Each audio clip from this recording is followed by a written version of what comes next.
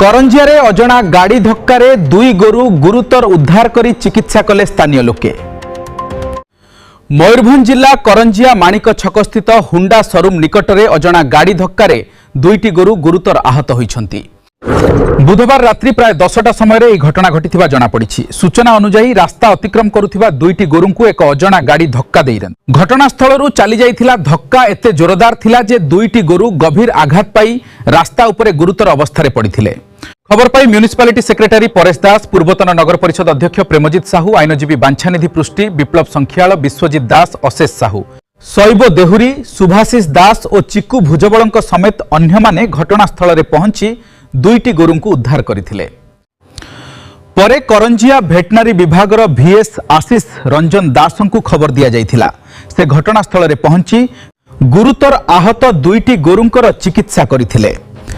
एनेई करंजिया थाना को मध्य सूचना दिया जाइथिबा बेले आहत गोरु दुईटी को गोशाला को नेबा पई करंजिया अग्निशम विभागर सहयोग लोड़ा जाइथिला।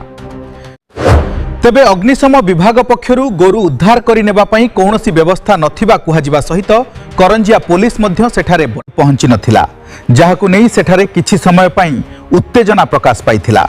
अन्यपटे दुईटी गोरुंकु धक्का देइथिबा अजणा गाड़ी को चिन्हट करिबा सह गोरु दुईटी उपयुक्त चिकित्सा और आश्रय जोगाइबा नै पदक्षेप नेबाकु साधारण रे दाबी होइछि।